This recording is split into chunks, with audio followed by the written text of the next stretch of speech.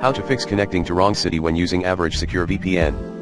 Websites often attempt to identify the location of visitors using their IP address, a process called IP geolocation.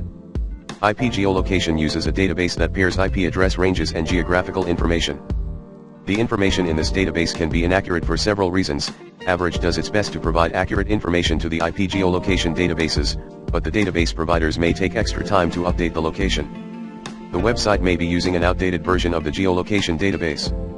Some major websites, Google, for example, maintain their own databases based on user traffic from the IP address in the past. In certain locations, we rent dedicated servers to ensure AVG Secure VPN and the IP geolocation databases are updated by the server provider on AVG's behalf.